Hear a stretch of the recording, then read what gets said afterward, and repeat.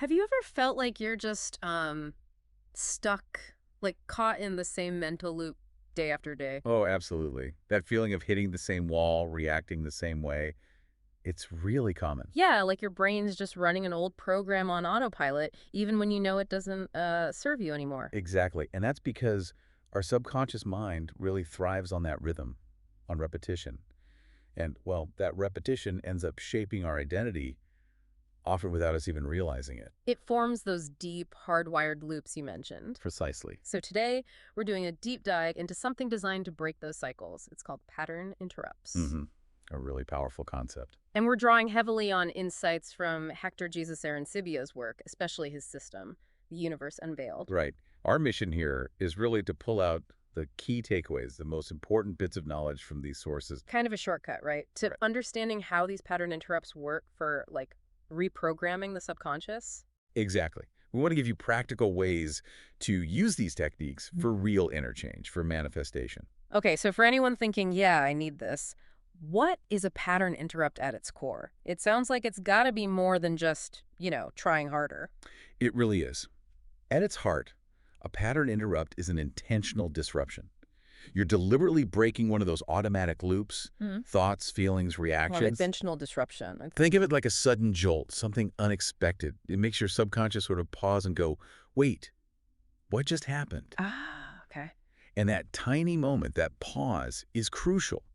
It breaks the vibrational state, the energy, the feeling Yeah. that keeps you locked into that same old reality. So it's not just like distracting yourself for a second. It's a genuine internal shift. Precisely. That jolt literally snaps you out of mental autopilot. Hmm. And in doing so, it opens up a little doorway to a new way of seeing yourself, a new self-concept, which is exactly why hypnotists, people really skilled at manifestation, even spiritual mystics, they all use this principle. They get the power of that split-second break in the pattern. That makes a lot of sense. So what's the science here? Why does the subconscious become so open, so suggestible when its routine gets shaken up like that? Well, it's fascinating how the brain is wired. The subconscious, yeah, it loves routine, but it also becomes highly suggestible the moment that routine is broken. Really? Yeah.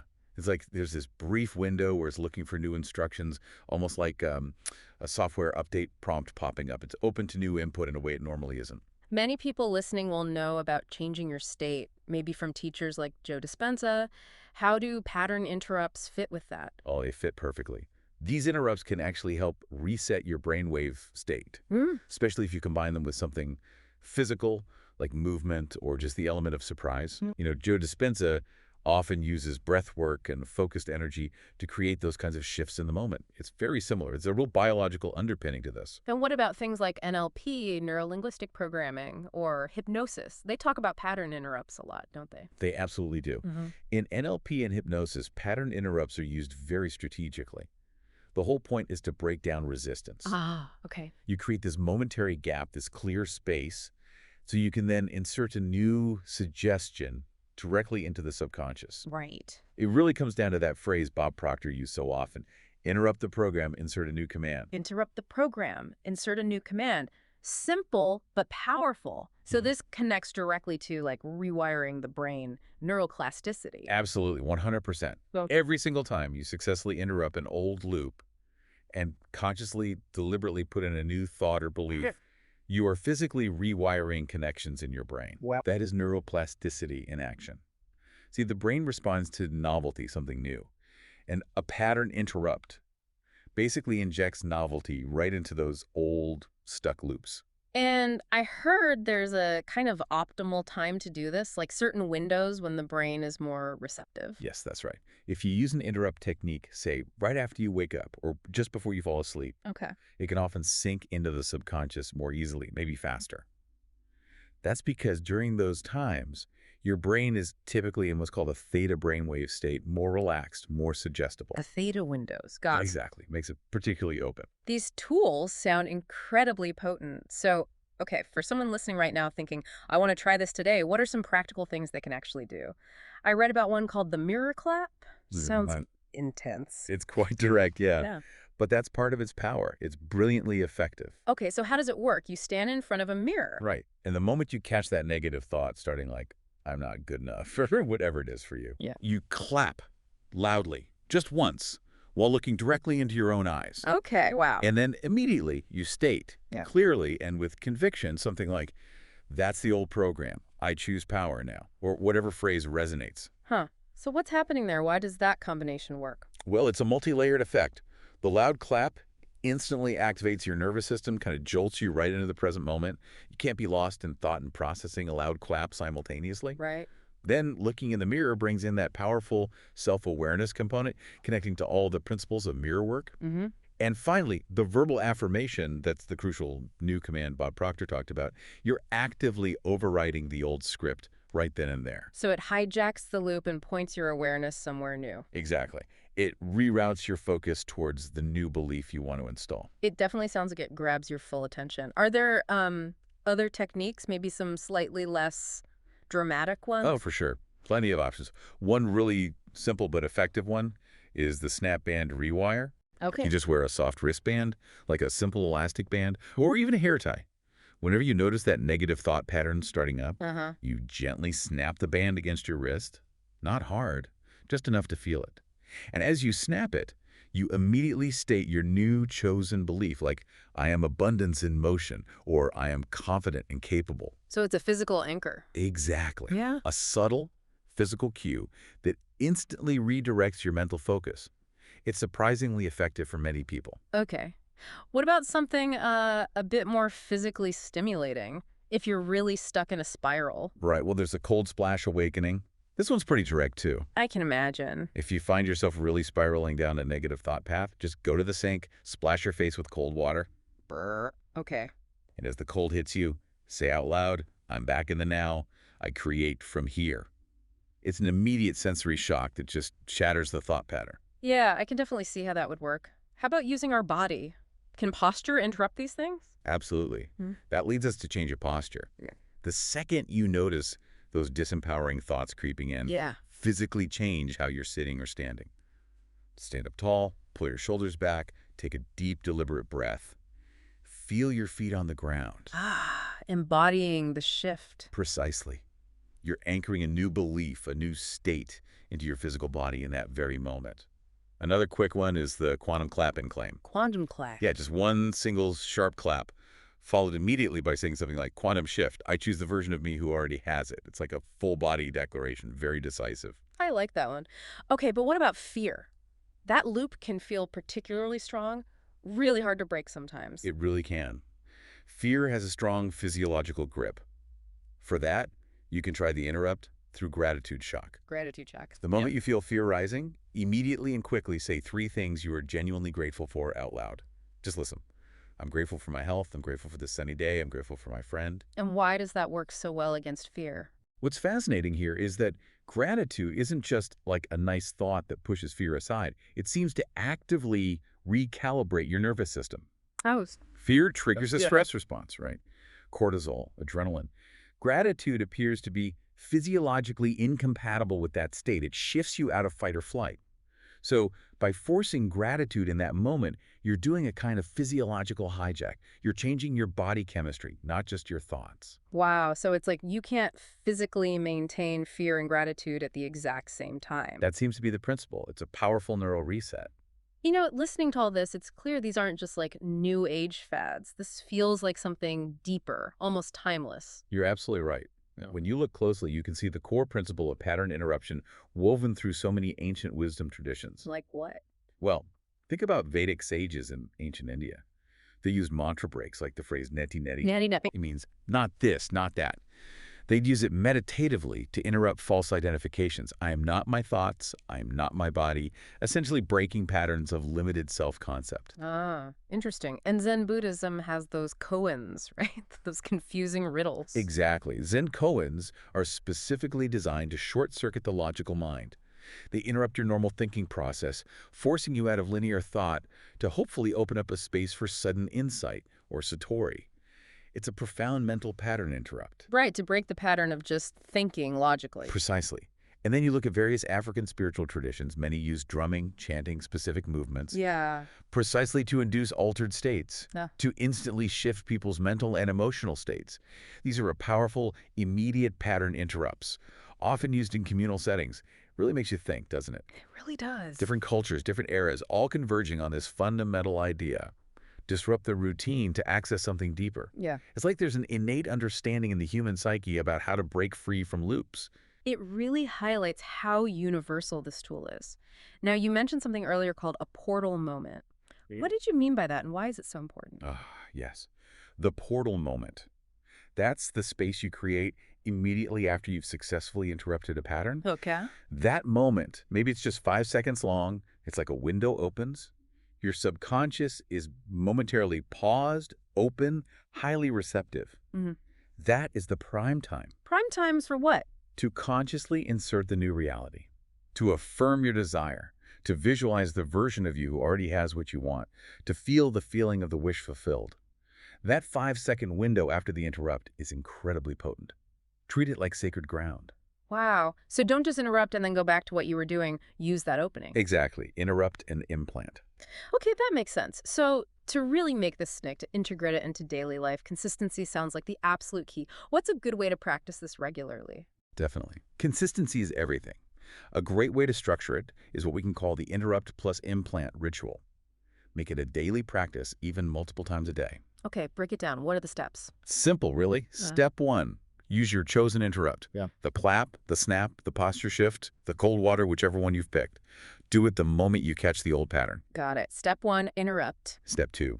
Immediately say, either out loud or internally, that was the old, here is the new, or words to that effect. A clear declaration. Okay, declare the shift. Step 3. Speak your new chosen belief. The affirmation you want to install. I am confident. I attract abundance, whatever it is. Step 3, state the new belief. Step 4. Visualize it, just for maybe 10 seconds. See yourself being that person, having that thing. Feel it. Visualize and feel. And step 5, smile. Genuinely smile and feel the energetic shift inside you. Acknowledge the change you just initiated. Interrupt, declare, state. Visualize, smile, and feel. That's the core ritual. Doing that consistently, day after day. That's how you retrain your brain and your body. You're building those new neural pathways, making the new state your default. So it becomes less effort over time. Exactly. You start living from a state where manifestation feels more effortless because your underlying programs have shifted. And this connects back to some of those other teachers we mentioned. Absolutely. Think about Bob Proctor again with his cancel technique. Right. That was his pattern interrupt. He'd catch a negative thought, yell, cancel, internally or externally, and immediately replace it with a positive affirmation. Same principle. And Neville Goddard, his idea of revision. Yes. Neville taught that revision, mentally rewriting past events as you wish they had happened, works best when that old memory or mental loop is sort of cracked open, when you recognize it's not serving you. That recognition is a form of pattern interrupt. It creates the space for the revised scene to be implanted. Oh, okay. And Joe Dispenza's work. His entire focus on changing your energy in the moment, becoming aware of your state, and consciously shifting it through breath, focus, elevated emotion that is essentially a sophisticated form of real-time pattern interruption. You're breaking the pattern of the old energy signature. It all ties together beautifully. It really does. Oh, this all sounds incredibly powerful, but I have to ask, what about those really, really deep beliefs, the ones that feel like they're just part of who you are, almost baked into your DNA? Can a simple pattern interrupt really shift something that fundamental? Or is it more for like surface habits? That's a really important question. And the answer is yes, it can shift deep beliefs, but, and this is a big, but it requires consistency. Serious consistency. One clap isn't going to undo decades of programming. But consistently interrupting that deep belief every time it surfaces and consciously implanting the new one. That's how you build new neural grooves. Think of it like carving a new path in a dense forest. The first few times are tough. You have to push through resistance. But the more you walk that new path, the clearer and easier it becomes. Eventually, it becomes the default route. So persistence is key, especially for the big stuff. Absolutely crucial. And let's be real, what happens if you just forget? You start off all motivated, then life happens, and you realize you haven't done your interrupt technique all day. Well, guess what? Forgetting is also a pattern. Those old habitual thought patterns, they want you to forget. They have momentum. They resist change. So especially when you're starting out, you might need to set reminders. Put sticky notes up. Set an alarm on your phone. Be proactive about remembering. Exactly. The key is not to beat yourself up if you forget, but just to notice. Acknowledge it. Ah, there's the old pattern of forgetting again, Yeah. and then get right back on track with the next opportunity. Persistence over perfection. Okay, good advice. Does it actually matter which interrupt technique someone uses? Like, is the mirror clap inherently better than the snap band? Honestly, Yeah. not as much as you might think. What matters far more is doing it with presence and intention. Okay. The power isn't just in the physical action, it's in the conscious choice you're making in that moment. Choose the technique that feels powerful to you. Choose the one that resonates, the one you'll actually do. If the clap feels too dramatic, use the snap. If the snap feels too subtle, use the posture shift. Find what works for your personality and your situation. That authenticity is key to consistency. Makes sense. Choose what you'll stick with. Okay, final practical question. What about anxiety or just general overthinking? So many people struggle with those relentless loops. Can pattern interrupts genuinely help there? Oh, absolutely, without a doubt. Pattern interrupts can be incredibly effective for managing anxiety and overthinking. How so? Because anxiety and overthinking are patterns. They're loops of thought, often triggering the release of stress hormones like cortisol. An interrupt, especially one involving a physical component like the cold splash or a posture change, literally breaks that loop. It yanks you out of the spiral. Exactly. It yanks you out of the mental spiral and, crucially, brings you back into the present moment, even if just for a few seconds. And in the present moment, the anxiety often loses its grip. That immediate shift can be a complete game changer for reclaiming a sense of calm and control. This has been such an insightful deep dive. It really feels like it's about reclaiming authorship of your own mind, doesn't it? It really is. It's a powerful reminder that you aren't just a passive recipient of your thoughts. You're an active participant, and you have tools to shape them. Yeah, you're not a victim of the program. Precisely. Mhm. And that's the core takeaway, I think. Your subconscious mind isn't some enemy working against you. It's actually incredibly loyal. It's like a loyal servant. Okay. But here's the critical part.